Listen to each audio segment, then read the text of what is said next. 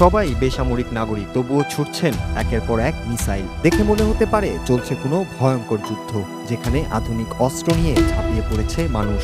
আধুনিক missile launcher দেখে ভয়ে আঁতকে উঠলেও সেই মিসাইল আসলে কোনো প্রাণঘাতী অস্ত্র নয়। এটি এমন একটি প্রযুক্তি যা দ্বারা নিয়ন্ত্রণ করা হয় বৃষ্টি। মিসাইলের মতো আকাশে উড়ে গিয়ে এটি বিস্ফোরিত হয় মেঘের কোলে। মিসাইলের সেই শেলে থাকে সিলভার আয়োডাইড, ড্রাই আইস এর মতো উপাদান, যা ছড়িয়ে পড়ে পুরো মেঘের কুণ্ডে।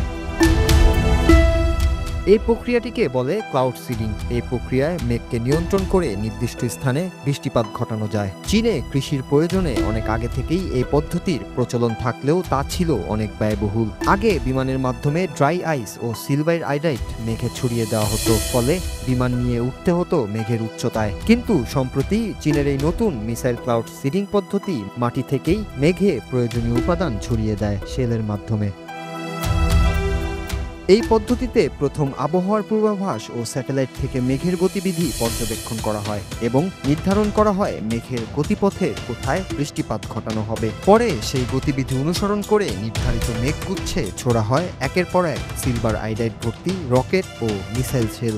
বৃষ্টিপাত আরও দ্রুত ঘটাতে চাইলে মাঝে মাঝে ছোড়া হয় ড্রাই আইস সমৃদ্ধ শেল। পরে প্রাকৃতিক নিয়মের বাইরে গিয়ে আগেভাগেই বৃষ্টিপাত ঘটিয়ে নিঃশেষ হয় সেই মেঘপুঞ্জ। এই পুরো প্রক্রিয়া যতই আকর্ষণীয় মনে হোক, এর রয়েছে বৈজ্ঞানিক গুরুত্ব ও নানা বিতর্ক। একদিকে খরার সময় কৃষিকাজে সহায়তা কিংবা দাবানল নিভাতে এই প্রযুক্তি হতে পারে আশীর্বাদ, অন্যদিকে কেউ কেউ বলছেন প্রাকৃতিক ভারসাম্যে হস্তক্ষেপ করার এই পদ্ধতি দীর্ঘমেয়াদে পরিবেশের উপর নেতিবাচক প্রভাব ফেলতে পারে। তবুও মিসাইল বলতেই যেখানে মৃত্যুর ভয় জাগে, সেখানে এমন এক মিসাইল যে শুধুই আনে বৃষ্টি, তাই যেন এক অদ্ভুত শান্তির অস্ত্র।